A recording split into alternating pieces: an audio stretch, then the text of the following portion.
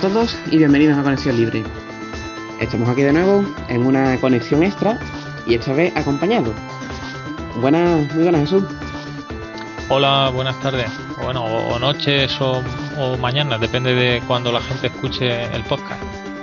Bueno, pues antes que nada, preséntate un poco para que nuestros oyentes te conozcan en caso de que no te conozcan ya. Bueno, pues imagino que la mayoría no me conocerá, por supuesto, pero bueno, me llamo Jesús David, la gente me suele conocer más por Jesusda, que es como se llama mi página web y mi blog, y nada, pues me dedico al tema del diseño web y desarrollo web, sobre todo maquetación, y sobre todo me gusta mucho el tema del diseño gráfico y sobre todo con software libre, que es de lo que más suelo hablar en mi blog. Bien, bien. Bueno, y desconsiderado de mí, que no se lo he dado a mi compañero, Falk, ¿qué tal? Sí, siempre tarde. No, hola, muy buenas. Bueno, entonces vamos a empezar ya a acribillarte preguntas. Ok, estupendo. Bueno, la primera sería obligatoria para nosotros. ¿Cómo conociste el software libre? Bueno, pues la verdad es que habría que remontarse a hace ya bastante años, antes de el 1990 y pico así. Yo tenía un amigo, bueno, y lo tengo, mi gran amigo Salvi, que estaba muy metido en el tema de Linux, software libre y tal. Y nada, pues ya empezó a picarnos un poco al grupillo de colegas con el tema de instalarnos en aquella época la Mandrake, cuando todavía Mandrake era, digamos, la distribución más amigable. Y nada, pues empezamos poco a poco a probarlo. Luego resultó que me instalé una versión de Mandrake en una partición de mi disco duro. Y con la salida ya del Windows XP, que personalmente no me gustó, la verdad es que no sé exactamente por qué, pero no me ha dado muy buen feeling, pues ya cogí y directamente borré esa partición de Windows y me instalé Linux y solamente ya me decidí a utilizar Linux para todo. Y claro, eso incluía pues también utilizarlo para trabajar. Bueno, entonces eso fue un poco a nivel personal. Lo instalaste tú por tu cuenta, pero digamos que el hecho de usarlo a nivel profesional fue porque ya lo tenías en casa o porque viste algún beneficio que podía darte a nivel laboral. Pues, hombre, beneficio a nivel laboral, sobre todo en aquella época, estamos hablando del año 2000, 1999, año 2000, pues la verdad, beneficio laboral ya te digo que poco, porque más bien justo lo contrario. Y de hecho, ahora si queréis, hablamos un poco más del tema del software libre en la empresa, es como ir un poco contracorriente, ¿no? Pero simplemente, pues que ya una vez que conocí el tema, y te vas metiendo un poco en Linux y lo que es la filosofía del software libre, pues realmente te vas dando cuenta que es más que utilizar programas, ¿no? Que es una comunidad de usuarios que en realidad ahí estamos muy acostumbrados al tema de piratear o utilizar programas piratas, lo cual crea a su vez una cierta inseguridad en el sistema operativo que estés utilizando. Y la verdad es que como me funcionaba perfectamente bien y por aquella época trabajaba desde casa, trabajaba a distancia en teletrabajo y no se metían en cuanto al tipo de software que tenía que utilizar, pues utilizaba software libre, que era lo que a mí me gustaba. ¿Y ese cambio de software propietario al libre te costó mucho o lo llevaste bien? Bueno, pues el cambio sobre todo, de alguna manera lo más difícil era conseguir encontrar el software que yo estaba acostumbrado a utilizar. Porque yo estaba acostumbrado a utilizar como software privativo el Photoshop, el Freehand, el Illustrator y sobre todo para el tema de la maquetación web el Dreamweaver.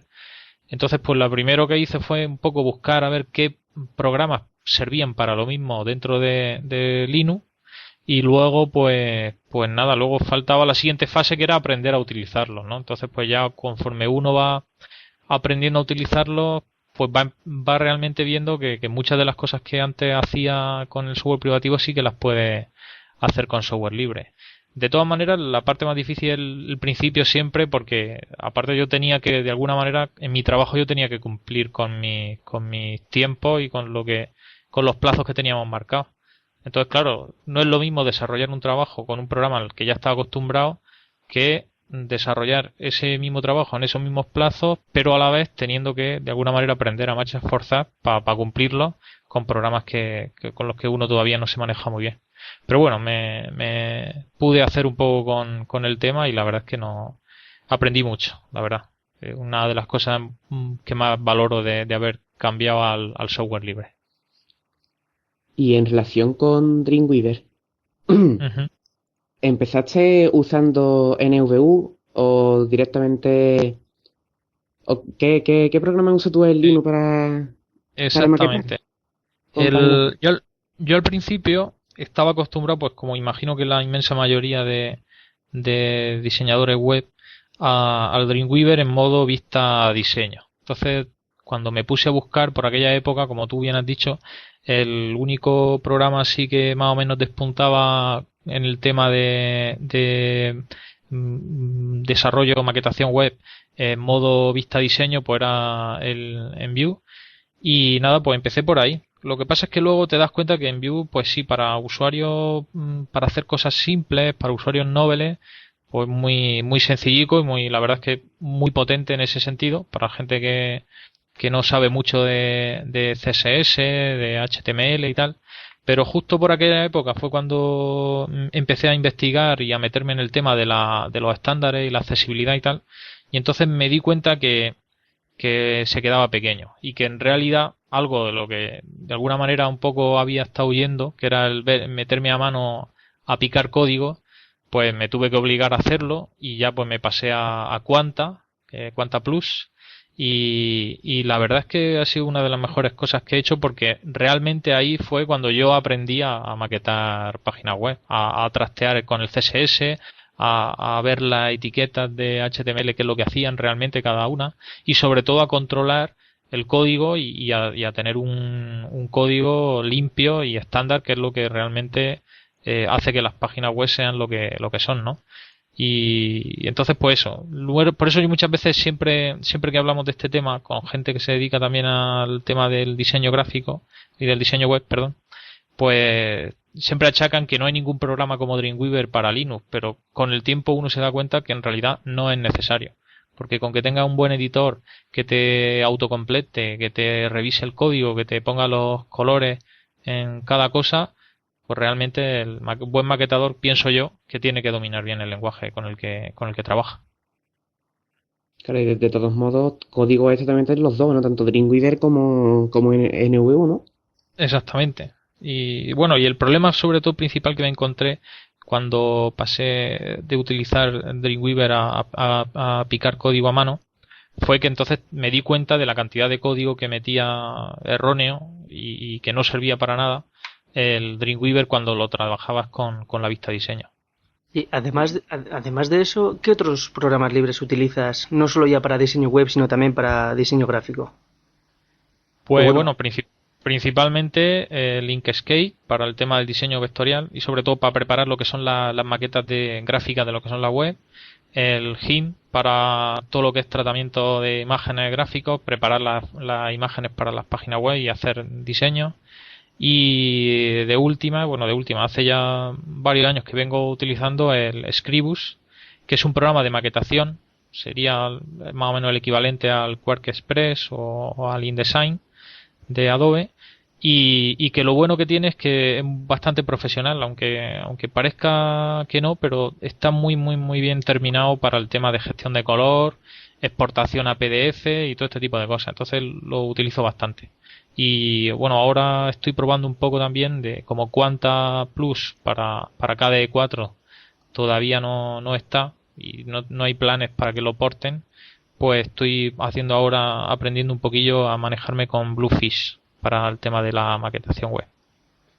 y bueno, respecto a los programas que has hablado para diseño gráfico, ¿crees que sí que cubren más o menos las necesidades para un usuario medio? Sí, yo estoy plenamente convencido de que cumplen de sobra para lo que es un usuario incluso medio, ¿vale? Y para muchas cosas también para los usuarios profesionales.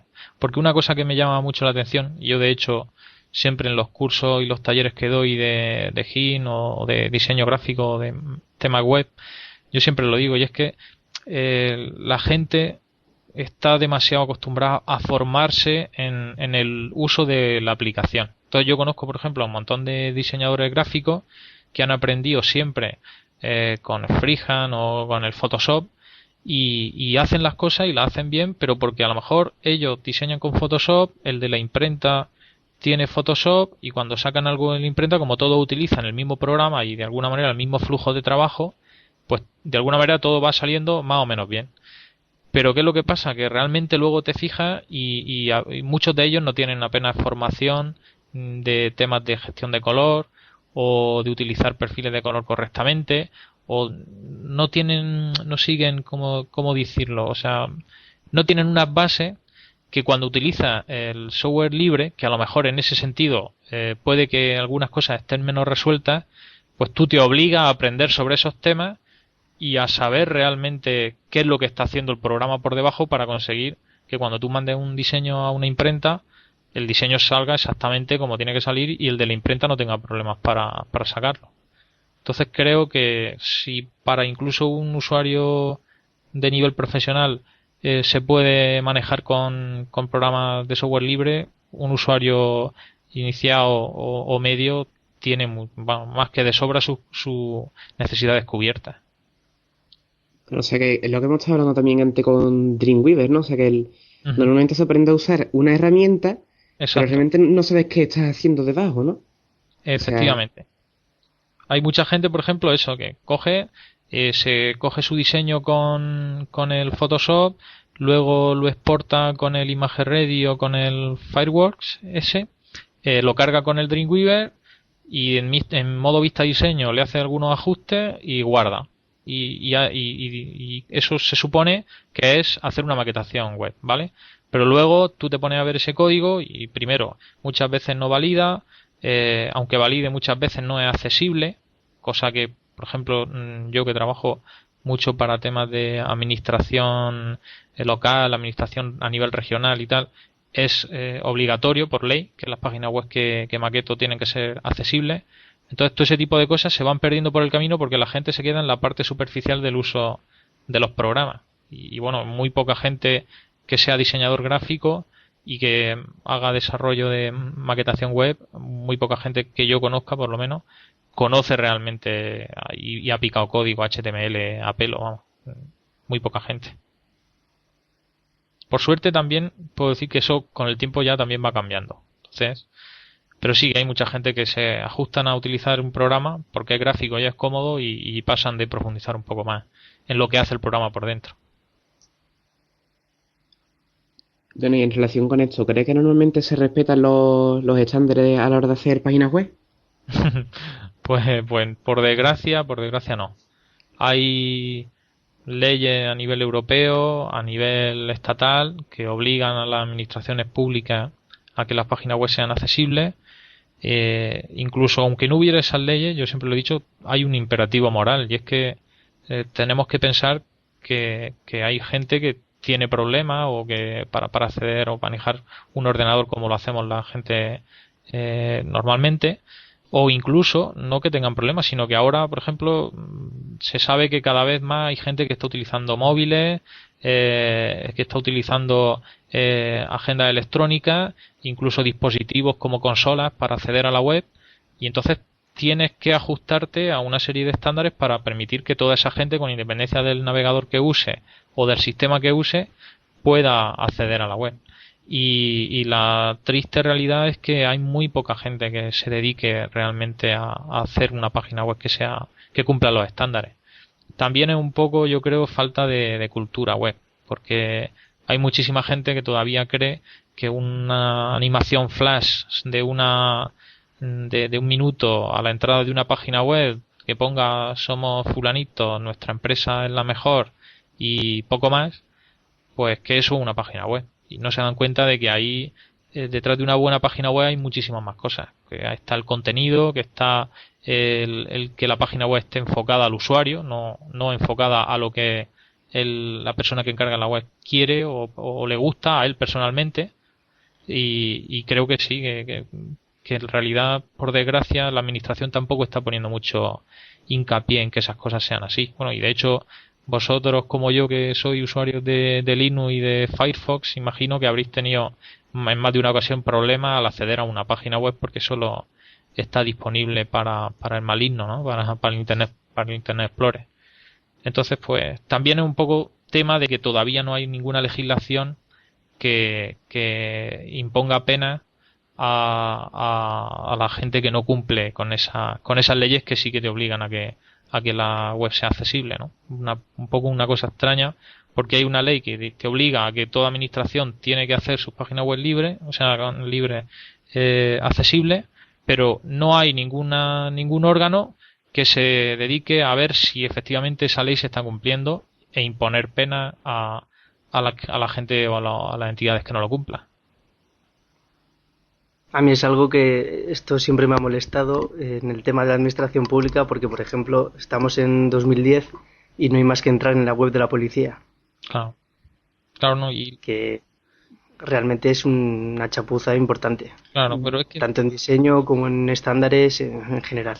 Es que ahí yo creo que se juntan dos cosas. Primero, que desde la propia gente que es, por ejemplo, dentro de la página del caso que tú has comentado, o cualquier otro caso, dentro de la administración pública resulta que hay alguien que es el encargado de promover el proyecto de mantenimiento o creación de una nueva página web y tal. Entonces esa persona raras veces tiene la formación y la concienciación real de que esa página web tiene que ser accesible. Y es más, muchas veces ni siquiera saben qué es lo que significa la accesibilidad y para qué sirve. Porque ellos tienen la idea, ya os decía antes con el tema de los móviles y tal, ellos tienen la idea de que las páginas web son accesibles, es para gente que, por ejemplo, sea invidente. Y no se dan cuenta de que sí, esa gente lógicamente necesita que la página web sea accesible para trabajar con ella, pero que hay gente mayor, gente que tiene una conexión de banda ancha muy limitada, gente que accede mediante distintos dispositivos y distintos navegadores que no tienen que ser el Windows XP con el Internet Explorer 7, y que esa gente también tiene derecho a acceder a la web. Y luego el otro problema es que esa gente suele contratar a otra empresa externa generalmente para que le hagan el desarrollo de la página web. Y claro, una cosa es a lo mejor lo que vende la empresa y otra cosa es lo que entrega. De alguna manera un poco yo creo que tendría que haber gente que estuviera concienciada o que supiera en el tema y que fueran eso dentro de cada órgano de cada órgano de cada entidad la que se encargara de verificar que efectivamente esa página web se entrega con un mínimo de condiciones que tiene que cumplir, como por ejemplo la accesibilidad. Bueno, y cuando estás desarrollando, cuando terminas una página web, ¿con qué navegadores las pruebas? Para ver si se visualizan bien. Bueno, pues ahí la verdad la manera realmente buena de probar las páginas web sería tener diferentes dispositivos aparte de navegadores. Como por tema económico en mi empresa no tenemos ese nivel de acceso a dispositivos, pues lo que sí que hago y suelo hacer es probarlo en la máxima cantidad y variedad de navegadores. Entonces, por ejemplo, pues lo pruebo por supuesto en Firefox, lo pruebo en Chromium para asegurarme de que se va a ver bien tanto en Chrome como en Chromium. También lo pruebo con Opera, también lo pruebo con Wine ejecutando Internet Explorer el 6 y también el navegador de Mac, el Safari, que también se puede, la versión para Windows, pero que la instalo con Wine. Y luego ya últimamente ya con el tema de la salida de los navegadores, el Internet Explorer 7, el 8 y ya el 9 que está a punto de caer, pues sí que lo tengo que probar también con una máquina virtual, con una versión de un Windows, y dentro tengo instalados varios navegadores y también los pruebo ahí. De modo que al final pues cada maqueta a lo mejor la pruebo con 8 o 9 navegadores distintos. Incluso también la pruebo con un navegador en modo texto, con el Lynx, para asegurarme de que la página web se puede serializar perfectamente, en modo texto solo. Vamos un poquito con todo el abanico de navegadores que hay. Sí, todos los que me permite instalar Linux, y ya os digo, incluso con una máquina virtual, por si un caso. Y bueno, has hablado de Firefox y Chromium. La pregunta sería a ver qué opinión te merecen esos navegadores, que son libres. Pues es una pregunta un tema un poco escabroso, ¿no? Porque por un lado el Chromium es que es increíble lo rápido que va. O sea, le das clic al icono del Chromium y al segundo ya tienes la página cargada. Ya no solo el navegador abierto, sino la página cargada. Y el Firefox, pues ya sabéis vosotros que siempre adolece un poco de que es un poco pesaico. Luego, ¿qué es lo que pasa? Que el Firefox, pues a mí personalmente me gusta mucho porque te da la garantía de que es un proyecto totalmente libre, no depende de ninguna empresa, como pueda ser, por ejemplo, el Chromium, que quieras que no, depende más de Google. Y el tema de las extensiones, que para el tema de desarrollo web sí que utilizo bastantes extensiones que me ayudan a la hora de la maquetación y tal, y la hago con el Firefox. Y luego, pues eso, que realmente el Chromium depende de Google y sinceramente me parece que Google ya está tomando demasiado poder en cuanto a la cantidad de servicios que ofrece y sinceramente tampoco es que yo me sienta muy tranquilo si entro a ver mis cuentas del banco con el Chromium. Vamos, me inspira más confianza Firefox en el sentido de que creo que es un proyecto muchísimo más libre que pueda serlo Chromium, aunque sea la parte libre del proyecto de Google Chrome. ¿Y otros navegadores más minoritarios de Linux, como pueden ser Midori o Epiphany, qué te parecen? Hombre, el que más utilizo minoritario es Conqueror, porque para Ah, mí Conqueror realmente es un programa que no tiene parangón. O sea, lo mismo puedes tener una pestaña en la que estás navegando en una página web que en la pestaña de al lado puedes tener una conexión por SSH o por FTP para copiar archivos, que en la siguiente puedes tener varios paneles para estar moviendo archivos de allá y acá y la verdad es que es como un solo programa y lo tienes todo bien, perfectamente integrado y bien, bien cómodo.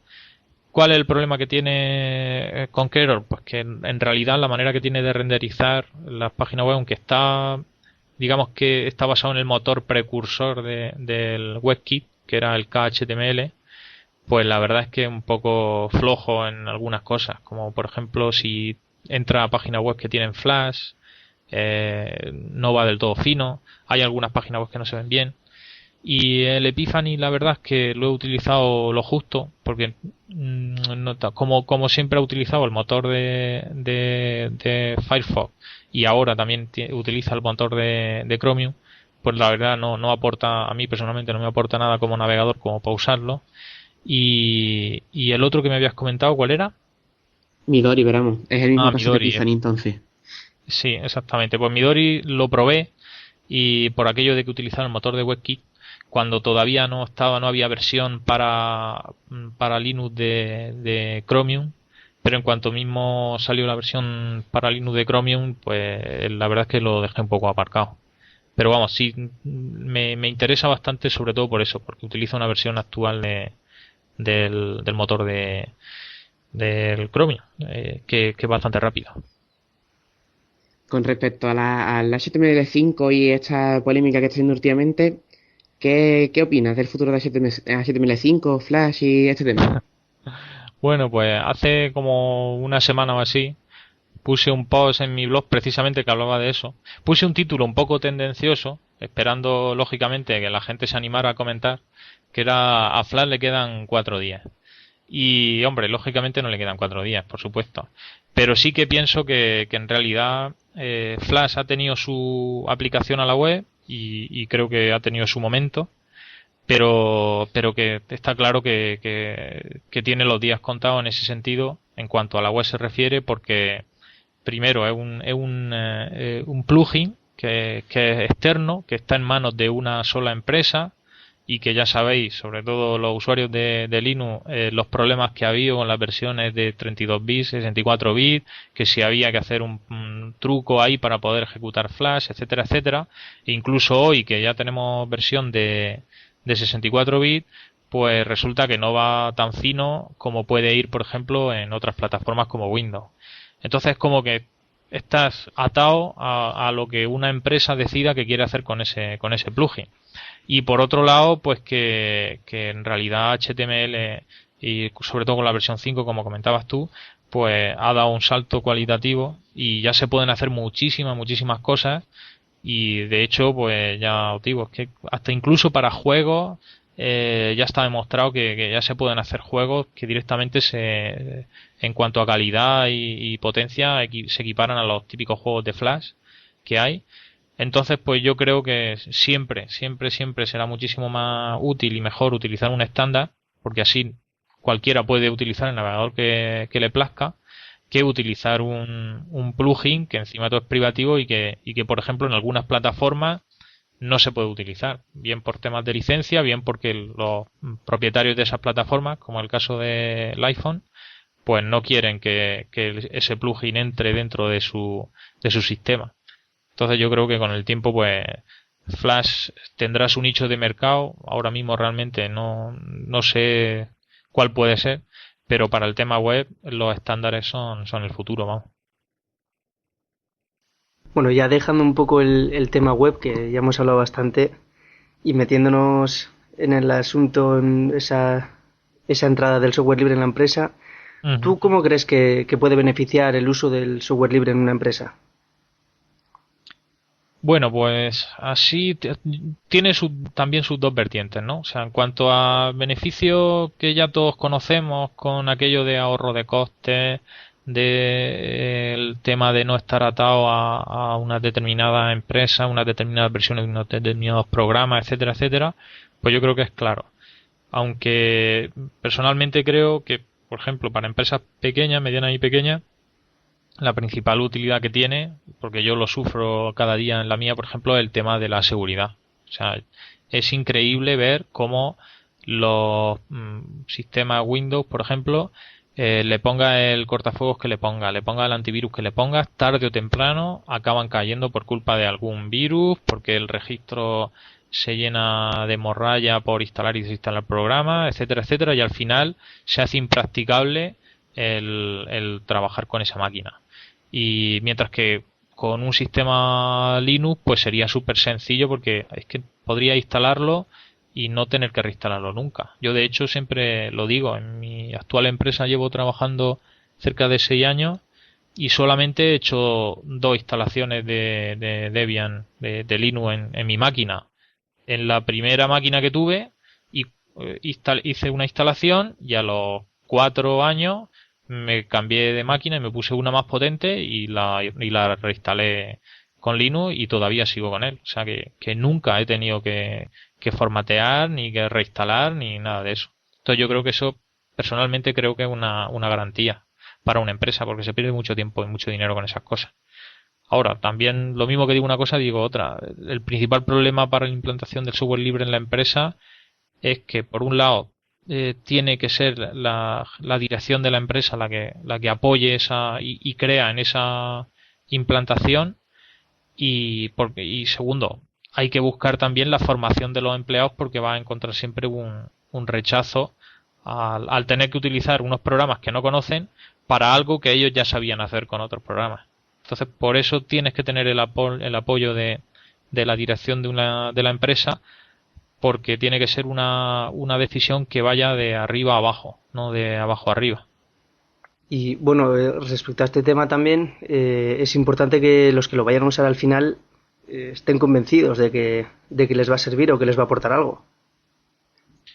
Sí, aunque no te creas, porque yo una de las cosas que me he dado cuenta, por ejemplo, en mi empresa, cuando yo entré a ser, digamos, el coordinador del departamento de informática, pues una de las cosas que tenía muy clara y que hicimos al principio fue sustituir todo el software privativo que había por software libre, aunque fuera dentro de la plataforma Windows, ¿no? Y una de las cosas que me di cuenta es que, pues, por ejemplo, hay aplicaciones como la Office de Microsoft que las tienes que dejar, porque la gente está acostumbrada a ellas, tal igual. Y sin embargo, por ejemplo, aparte de la Office de Microsoft, siempre nosotros instalamos la OpenOffice, ¿vale? Pues yo te puedo asegurar que se han dado casos de compañeros que han abierto sin darse cuenta la OpenOffice, han estado editando un documento sin darse cuenta que estaban utilizando la OpenOffice, lo han guardado, luego lo han vuelto a abrir con la Office sin darse cuenta de que la aplicación, aunque el documento era el mismo, la aplicación era distinta, han guardado y han vuelto a abrirla con la OpenOffice y ya han impreso el documento desde ahí. O sea, que no se han enterado en absoluto que estaban utilizando OpenOffice en el proceso de tratamiento de ese documento, ¿vale? Y lo gracioso del tema es que me apuesto lo que quiera a que si en el día de mañana dijéramos quitamos la Office, las de Microsoft, y dejamos solo la OpenOffice, pues se montaría una revolución y la gente diría, no, no puede ser, es que yo estoy acostumbrado a trabajar con este programa, este no lo entiendo, etcétera, etcétera. Segurísimo. Y, o sea, quiero decirte con esto que, por un lado, si la gente está convencida, entiende lo que es el software libre y los beneficios que tiene y está convencida en usarlo, me parece estupendo porque va a encontrar colaboración con la gente, pero que en general hay mucha gente que, ya te digo, no sabe ni lo que es el software libre y que incluso utilizan un determinado programa porque es lo que conocen o lo que saben, pero que se lo cambia y a lo mejor si ni siquiera se dan cuenta porque no tienen un conocimiento profundo siquiera de que ese programa es de una determinada manera. De hecho, es habitual el pensamiento y es común el pensamiento de la gente que piensa que los programas, la Office, el Photoshop, etcétera, etcétera, que vienen instalados con el Windows cuando te lo compras. Y no es así realmente, hay que pagar una licencia y hay que instalarlo. Bueno, y con respecto al software libre en la empresa, ¿cuánto le costaría a una empresa migrar a software libre? Ya no tanto económicamente, porque sabemos que el software libre en su mayoría es gratuito, sino en esfuerzo y otros factores. Pues más que dinero le costaría más de un disgusto, creo yo. Porque es lo que le comentaba antes a Falk.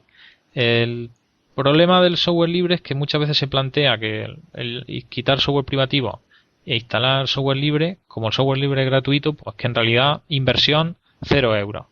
Pero hay que contar que hay que darle una formación a los usuarios y que previamente a la instalación de ese software libre para sustituir el software privativo hay que hacer un estudio concienzudo, yo creo, de qué necesidades tiene el software o sea, las necesidades tienen los usuarios de esa empresa, qué software están utilizando para cubrir esas necesidades y ver un poco qué software hay que sirva para suplantar esas necesidades que tienen.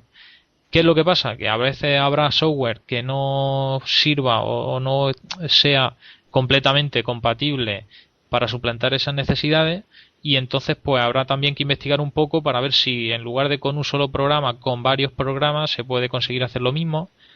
Para la mayoría de las empresas que no tengan nada así muy específico, yo creo que sería fácil. Por ejemplo, en mi empresa muchos de mis compañeros y compañeras trabajan básicamente el 100% del tiempo de trabajo consiste en hacer llamadas telefónicas, navegar por la web, editar documentos de hojas de cálculo sencillas con temas de presupuesto, facturación, etcétera, etcétera, hacer documentos con documentos de texto y nada, y leer el correo electrónico. Entonces, con eso, vamos, eso Linux ya lo tiene más que resuelto y mucho mejor que en Windows desde hace muchísimos años. Entonces, no sería nada difícil esos puestos, sustituirlos por puestos con un Linux, con su software libre.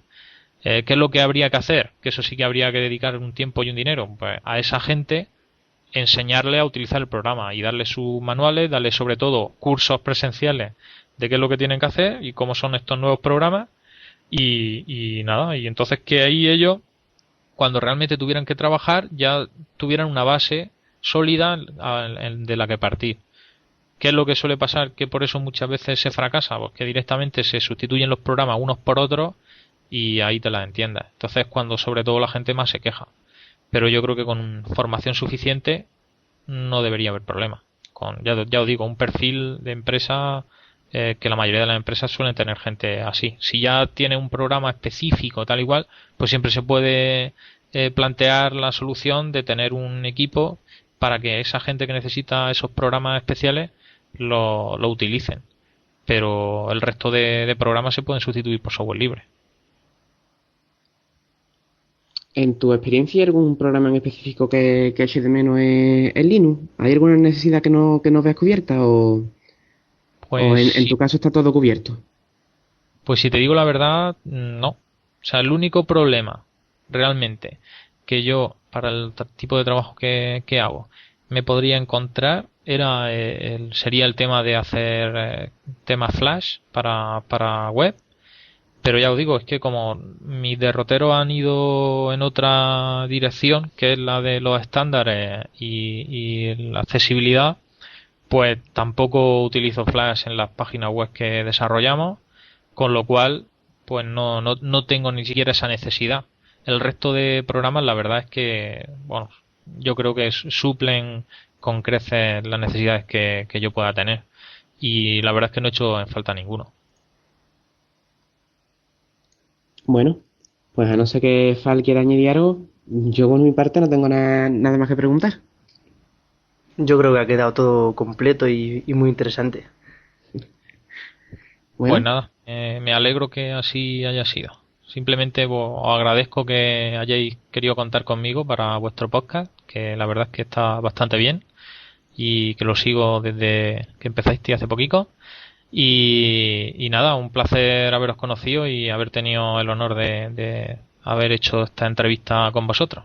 Espero que a la gente que escuche el podcast le haya interesado y no le haya aburrido mucho mi manera de hablar ni los temas que hemos tratado.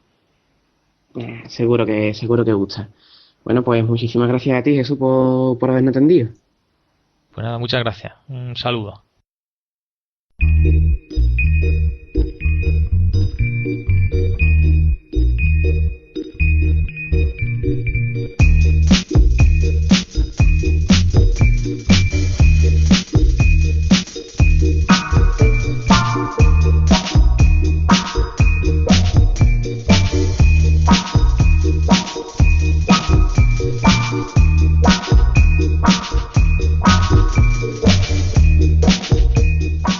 Y hasta aquí ha llegado esta segunda conexión extra. Esperemos que la entrevista os haya resultado interesante. Y ya para ir acabando, os vamos a recordar dónde podéis encontrar a Jesús. En su web, jesusde.com. Cualquier comentario sobre algún aspecto de la charla o algún comentario en general lo podéis enviar a nuestro correo conexionlibre.podcast@gmail.com o comentando en nuestra web conexionlibre.es. Os recordamos que el podcast se encuentra disponible bajo una licencia Creative Commons, reconocimiento no comercial, compartir igual. Y que la música la hemos traído de Jamendo. Y nada más. Ya nos vemos en la siguiente conexión. Y hasta luego.